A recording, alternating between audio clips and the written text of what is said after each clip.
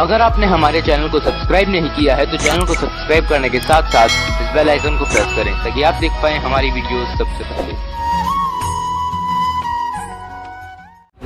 नमस्कार, मैं मंगला नायक और आप देख रहे हैं कबीरपुर न्यूज। इस समय मैं किसान आंदोलन की अपडेट देने के लिए आपको बहादुरगढ़ बाईपास में मौजूद हूं। यहाँ किसानों का झुंड मुझे दिखाई दिया।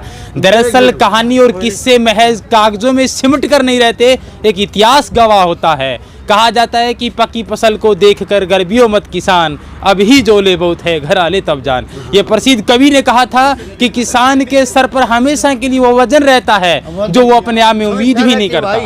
यानी कि अगर किसान 6 महीने से अन्नदाता, एक धरती पुत्र किसान मुश्किल से अनाज की पैदाइश करता है, उनको अच्छे दाम न मिले उसके लिए उनको दुख होता है। आखिरकार इस घोर कलयुग के अंदर किसान की जो दुर्दशा इस समय हो रही है वाकई ही दयनीय स्थिति है। भगवान इंद्र भी सोच रहा होगा कि काश अगर मैं समय से बारिश करता तो शायद आज ये नौबत नहीं आती। दरअसल मोदी सरकार की ये तानाशाही कहें या फिर मोदी सरकार का अपने आप में एक अलग अंदाज कहें, क्योंकि तीनों कृषि बिल ये कह रहे हैं कि अडानी और अबानी के दलाली करने के लिए नहीं बनाए गए बल्कि उनकी चाटुकारिता के लिए काफ़ी है। कहने का मेरा भावार्थ ही है कि किसान पूर्व रूप में जो स्वतंत्रता अपने आप में महसूस करता था वो आज उनकी मंडियां समाप्त हो जाएगी, लीज पे ठेके शुरू हो जाएंगे, अपने आप में भाव जो प्राइवेट ठेकेदार होंगे उनके मनमाने आचरण के शिकार हो जाएंगे। दरअसल इन लोगों का उद्देश्य क्या है? 46 दिनों से ये लोग बॉर्डर पे बैठे हैं, 50 से ज़्यादा शहादत हो गई है। ऐसे में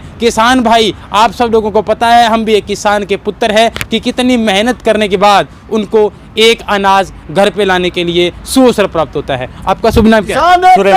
सुरेंद्र जी। कहाँ के सरपंच गाँव कालोन से। अच्छा जी। आपकी टीम कितने दिनों से यहाँ पे आई हुई है? हम शुरू से यहीं पे। शुरू से हैं। देखिए, ऐसा है कि पूरा हिंदुस्तान जान चुका है कि ये लोग वापस लेने वाले नहीं हैं, क्योंकि उनके नाक का सवाल हो गया है। पहले 3 तलाक का मुद्दा आया, फिर बहुत सारे ऐसे कानून आए, फिर एनआरसी का विरोध हुआ, यानी कि इनकी रोजमर्रा की जिंदगी का एक अहम हिस्सा हो गया है। इस बार क्या उन्होंने पंगा उल्टा ले लिया या फिर उल्टा ले लिया किसानों? बिल्कुल उल्टा ले लिया। बिल्कुल, मुझे भी ऐसा लग रहा है। बिल्कुल सही लग रहा है। आज तक इतिहास के पन्नों में ये नामदा दर्ज है कि किसान किसी मुद्दे को लेकर खड़ा होता है तो वास्तव में वो परिपूर्ण करता है। ऐसे में आगे की क्या कार्रवाई रहेगी आपकी? कार्रवाई तो आगे की भाई साहब रहेगी कि जब तक ये तीनों कानून वापस नहीं लेंगे तब तक किसान यहाँ डटा रहेगा। जी जी जी, बिल्कुल। और ये तो मन से निकाल दे मोदी जी जी कि कानून वापस नहीं होंगे, होंगे ही होंगे, मरना मिटना। हाँ, विपक्ष का आरोप है कि कांग्रेस लोगों को बरगला रही है। दरअसल कानून प्रस्ताव लेकर के आई थी और विपक्ष का ये भी कहना है कि बोले वाले किसान हैं, एमएसपी के बारे में नहीं जानते, उनको कानून के बारे में नहीं जानकारी। आप इस वीडियो के माध्यम से वो सब दिखा दो जो लोग सोच रहे हैं कि वास्तव में ये लोग किसी के कहे के शिकार नहीं है, उनको वास्तव में कानून के बारे में ज्ञान है। पहली बार मैंने बीजेपी को वोट दिया। जी जी, बिल्कुल। और बीजेपी की सीट को जिताने के लिए जी हमको दुष्यंत चौटाला को वोट दिया। बिल्कुल। जो हमारे वोट को बेच के उसने अपने दुरुपयोग कर दिया। हमारा वोट उसको दिया और उसने हमारे वोट को बेच दिया। इससे दुर्दशा क्या होगी वोटर की? ये तो एक वोटर की भी बेइज्जती है। और उसने चौधरी देवीलाल का नाम मिट्टी में मिलाने की कसम उठा ली। बिल्कुल बिल्कुल।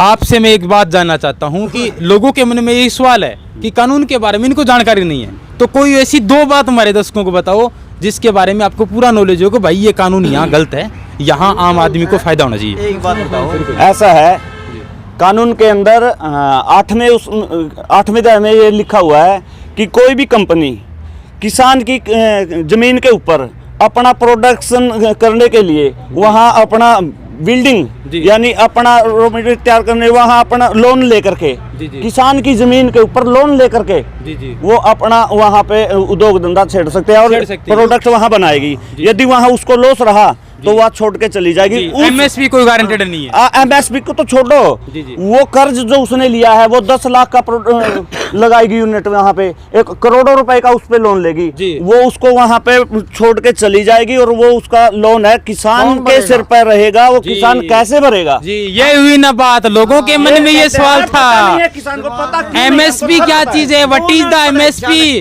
उसकी डेफिनेशन क्या है? मिनिमम सपोर्ट प्राइस जो सरकार द्वारा निर्धारित किया जाता है। आज एमएसपी खतरे में है क्योंकि निजीकरण के हाथ में चला जाएगा। ये तो बाबा ये तो जी। MSP से परे की बात हो गई ना, जो किसान के सिर के ऊपर कर्जा छोड़ के चली जाएगी कंपनी। एक जमाना था जब ये लोग एक अध्यादेश लेके आ रहे थे, भूमि अधिकरण बिल को लेकर के प्रस्ताव मंजूर हुआ और भूमि अधिकरण बिल को सिरे से निकाल दिया गया। बाबा आपकी उम्र क्या है? भाई मेरी उम्र है 73 साल। 73 साल। रुको भाई, रुको एक बार। 73 साल की उम्र में हाँ। भाई संघर्ष तो आपका लाजवाब है। आपको युवा पीढ़ी देखेगी जो भाई किसान घर पे, उनको क्या कहना थे? ऐसे काम नहीं हमने देखे थे ना सुने थे। ये कानून हमारे लिए लागू नहीं है। जी लागू हम नहीं। इस चीज से बिल्कुल ही नहीं। 50 शादियों की शहादत हो चुकी है, ऐसे में आपको थोड़ा दुख है? हाँ, बहुत ही ज्यादा दुख है। हम अपने बच्चे छोटे छोटे बच्चा ने भी लेके बैठे हैं यहाँ पर, 2 महीने हो गए। घना दुख हो रहा है आपको? दुष्यंत विशेष नाराजगी होगी आपकी? बड़ी ज्यादा नाराजगी। ये उम्मीद नहीं करते हरियाणा के लोग। 80 85 साल की माता बहनें यहाँ बैठी हैं यार, इससे बड़ी दुर्दशा क्या होगी किसान की? रोना आता है। मैं आपको बताऊं, बिल्कुल। आपकी उम्र क्या है बाबा? मेरी 75 साल हो गई। 75 साल उम्र है। बाप रे, देखो 75 साल की वृद्ध अवस्था के दौरान भी ये लोग संघर्ष कर रहे हैं। वाकई उनके हौसलों को हम सलाम करते हैं। हम धरती पुत्र किसान के पुत्र हैं, किसान हित की लड़ाई लड़ते रहेंगे और किसान की मुद्दे की बात करेंगे। दरअसल हम मोदी सरकार से भी निवेदन करते हैं कि आप तमाम बातों को दरकिनार करते हुए इस बार आप किसानों की बात मानिए, उनके कानून वापस लीजिए और वास्तव में किसान को गारंटेड MSP दीजिए और MSP के साथ साथ मिनिमम सपोर्ट प्राइस के साथ साथ स्वामीनाथन आनंद योग की भी रिपोर्ट लागू की जाए। किसान